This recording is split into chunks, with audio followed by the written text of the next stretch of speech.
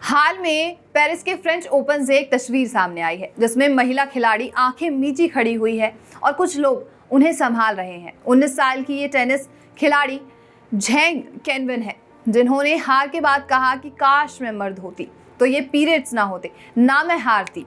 Zheng के मुताबिक वो पीरियड्स का उनका पहला दिन था जब ऐंठती नसों और पेट दर्द के साथ उन्हें खेलना पड़ा। नमस्कार, आप देख रहे हैं नजर टुडे। मैं हूं आपके साथ प्रज्ञा झा। एकदम सादी सी बात है, वो सच जिससे करीब हर महिला महीने से महीने गुजरती है, लेकिन मर्दाना दिमाग को ये बात ललकार देती है।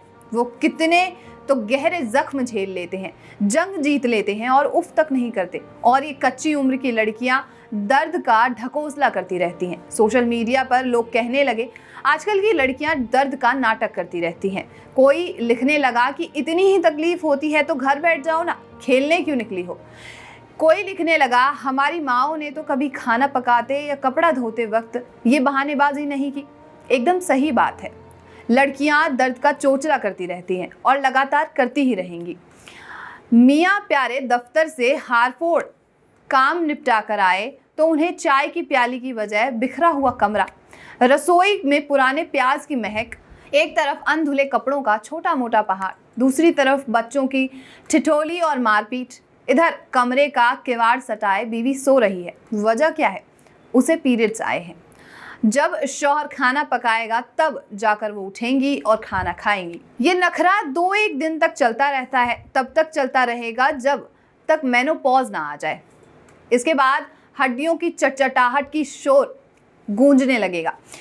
बीते जमाने के मर्द समझदार हुआ करते थे। वो जानते थे कि औरतों को एक बार रोने की छूट मिल गई तो वो अमीरों की पेट की तरह पसरती ही चली जाएंगी। इसलिए उन्होंने दर्द की दवा खोजने तक पर रोक लगा दी थी। साल 1590 से लेकर अगले 1 साल तक स्कॉटलैंड में ऐसी औरतों की खोज चली जो कि दर्द का इलाज करती थी, जो जंगलों में ऐसी बूटी खोजती थी जो दर्द को खींच सके, और रसोई में शोरबा पकाती हूँ जो औरतों को ताकत दे। माना गया कि ऐसी औरतें डायन होती हैं जो औरतों को जिंदगी से दर्द हटाकर दुनिया को नर्क बनाना चाहती हैं। दरअसल दर्द कुंद जहन औरतों को व्यस्त रखने का एक तरीका है, फिर चाहे वो बच्चे को जन्म देना हो या पिटाई से। दर्द वो चाबुक था जो कि जनानियों को आड़ा टेढ़ा भागने से रोका करती थी और गृहस्थी में व्यस्त रखा करती थी। इसी दौर में एडिनबरा की एक महिला यूफेम मैककेल्जिन ने डिलीवरी के दौरान दर्द कम करने वाली एक औषधि बनाने का दावा किया। झुंड की झुंड औरतें दवा मांगने पहुंच गई। बस इतना काफी था, यूफेम को पकड़कर आग में झोंक दिया गया। उसकी चीख की आवाज आग की चटपट में दब गई। इसके बाद काफी सालों तक सन्नाटा छाया रहा। किसी औरत ने दर्द कम करने जैसी दवा की मांग ही नहीं की।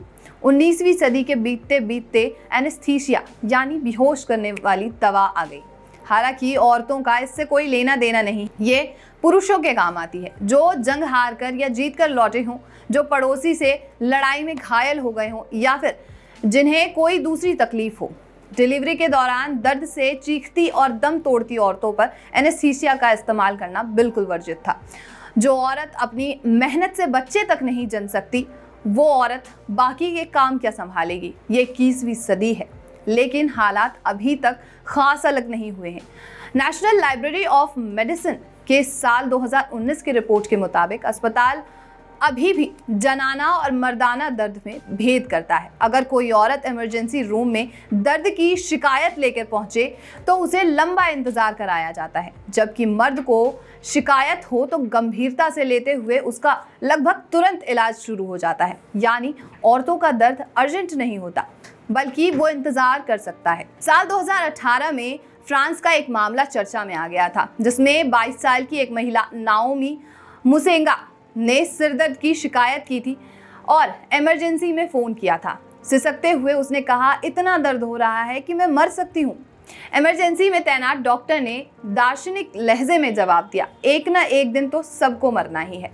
5 घंटे के इंतजार के बाद आखिरकार जब महिला तक सर्विस पहुंची तो स्ट्रोक और ऑर्गन फेल होने के कारण उसकी मौत हो चुकी थी। जवाब मांगने पर इमरजेंसी में तैनात डॉक्टर ने गला खंगारते हुए कहा, औरत अक्सर छोटी मोटी चीज़ों को लेकर बड़ा बना देती हैं, इसलिए मामले पर ज़्यादा ध्यान नहीं दे सका। औरत का सिर दर्द हो औरत सिरदर्द की शिकायत करे तो रात में रोई होगी, सीने में दर्द हो तो चटपटा कुछ खा लिया होगा, पेट में दर्द हो तो औरत वाली कुछ छुटपुट सी बीमारी हो गई होगी, पैरों में दर्द हो तो बुढ़ापा आ रहा है। ऐसी मामूली शिकायत लेकर अस्पताल में भीड़ बढ़ाने वाली ज्यादातर औरतों को डॉक्टर एंटी एंजाइटी दवाएं दे देते हैं। The new England journal of medicine की स्टडी बताती है कि दर्द की शिकायत लेकर अस्पताल पहुंची महिलाओं को अक्सर मानसिक बीमारी या तनाव कम करने वाली दवा पकड़ा दी जाती है, जबकि मर्दों को पूरी जांच होती है। रानी विक्टोरिया वो पहली महिला थी जिन्होंने लेबर पेन के दौरान दर्द कम करने की दवा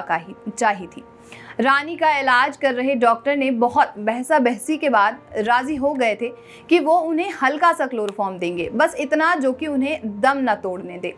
यह अप्रैल 1853 की बात है। क्वीन को भी उतनी ही राहत मिली जितने से वो जी जाए। दर्द खत्म करने की बात न तब हुई और न आज होती है। तो इसमें सवाल ये उठता है कि क्या हमारा समाज कभी भी महिलाओं के दर्द को समझ भी पाएगा या नहीं, या पुरुष प्रधान देश इसी तरीके से महिलाओं के तकलीफों को झुठलाता रहेगा और हर चीज के लिए उन्हें ही दोषी ठहराता रहेगा।